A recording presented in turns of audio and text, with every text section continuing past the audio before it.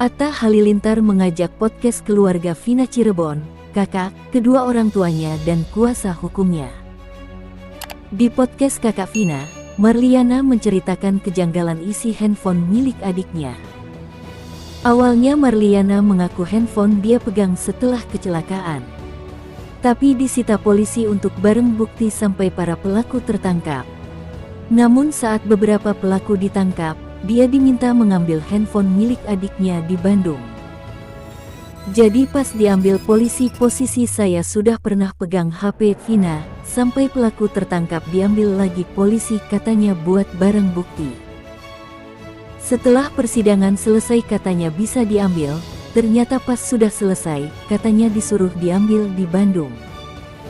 Sampai sekarang belum keambil, kata Marliana. Menurut Marliana saat mengambil HP adiknya setelah kecelakaan itu, dia merasa ada kejanggalan. Sebab, isi HP adiknya hanya ada 10 kontak, mulai dari keluarganya dan teman Vina yang dikenal Marliana. Waktu saya ambil, saya juga cukup janggal di situ hanya ada beberapa kontak. Sekitar 10 kontak, biasanya banyak tuh setahu saya. Di situ saya sudah menaruh kejanggalan. Di situ hanya ada kontak keluarga dan teman yang saya tahu. Dan waktu itu belum ada WA, itu nggak ada chatnya. Sudah dihapus. Saya di situ aneh, kata Marliana. Tak hanya itu, Marliana merasa keanehan lain karena tidak ada panggilan atau telepon masuk di HP adiknya. Gak ada, semuanya sudah dihapus.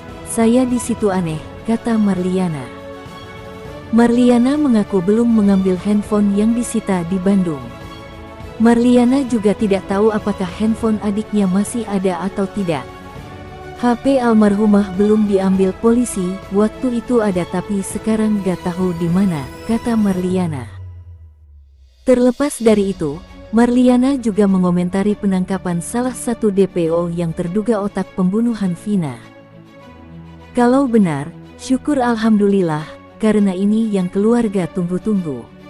Keluarga sudah berupaya semaksimal, sudah bolak-balik menanyakan. Sampai 8 tahun belum ada kejelasan, tutur Marliana. Kematian Vina Cirebon hingga kini masih menjadi perhatian publik. Kisahnya yang tragis dan pelaku yang belum semua tertangkap hingga kini membuat warganet gregetan.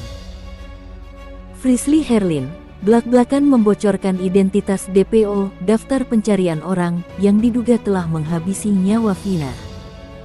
Indigo itu menyebut bahwa pelaku sebenarnya berjumlah 12 orang. Namun, salah satu pelaku memiliki power yang cukup kuat. Kalau Frisly lihat, pelaku bukan 11, tapi 12. Jadi, 4 orang lagi nih yang seharusnya dicari, ujar Frisly Herlin dikutip dari YouTube Nyitato. Frisly menyebut salah satu dari 4 orang tersebut tidak ada di Indonesia. Bahkan, mereka yang DPO itu langsung meninggalkan Cirebon hingga ada yang mengubah identitasnya demi menghindari hukum. Mungkin malah ada yang enggak di Indonesia. Kalau orang-orang itu awalnya pindah ke Jakarta lalu mengubah identitasnya, iya, betul, beber Frisly. Dari 4 orang DPO itu, salah satunya merupakan dari keluarga terpandang.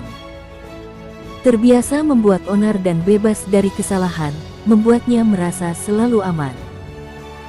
Salah satu orang, yang aku lihat sih lumayan kuat ya posisinya, maksudnya secara keluarga lumayan kuat gitu, terpandang. Sudah biasa dia melakukan kesalahan, lalu aman-aman saja, terang Frisly. Pelaku tersebut mulanya tak begitu khawatir usai melakukan kejahatan ke Vina. Namun, karena kasus tersebut diusut dan viral, pelaku sampai harus mengubah identitas. Dia awalnya tidak setakut ini, tapi ketika kakaknya Vina mulai mengkasuskan, mulailah dia mencuci otak, mengganti identitas, pergi sejauh mungkin, mengubah penampilan, itu jelas imbuhnya. Mantan Jordi Onsu ini berharap kasus Vina bisa menemukan keadilan. Sebab, Frisly juga menyebut kejadian yang dialami Vina lebih sadis ketimbang yang diangkat di film. Jadi, Bisa dibilang yang disampaikan sama Jin Horin seperti Vina ini semuanya benar dong? Tanya Atta. Benar, bahkan kalau dibilang kejadian nyatanya lebih parah atau enggak, lebih parah kejadian nyatanya Kak, kata Frisly. Sebagai informasi, kasus pembunuhan Vina kembali menjadi sorotan publik usai kisahnya diangkat ke film layar lebar, Vina, sebelum 7 hari.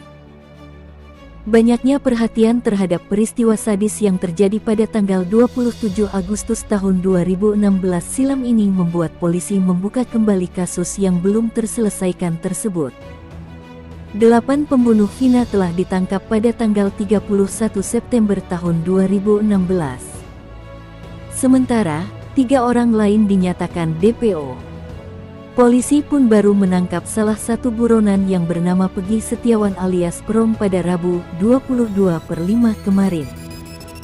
Namun, menurut Frisly, DPO yang dicari seharusnya 4 orang. Ekspresi Aurel Hermansyah kala melakukan sesi video call dengan Aliyah Masaid selepas dilamar Thorik Halilintar pada Kamis tanggal 15 Mei tahun 2024 lalu sukses mencuri atensi publik.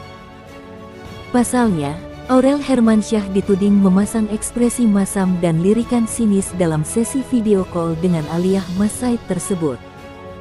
Inilah momen saat Thorik dan Aliyah video call bersama Atta dan Aurel, bahas soal pernikahan, bunyi keterangan yang disertakan. Dalam sesi video call tersebut, Atta Halilintar terpantau lebih banyak bicara ketimbang Aurel Hermansyah. Kalau lamaran di Thailand, nikahnya di mana? Kalau jauh-jauh, jangan undang gue ya, kata Atta Halilintar.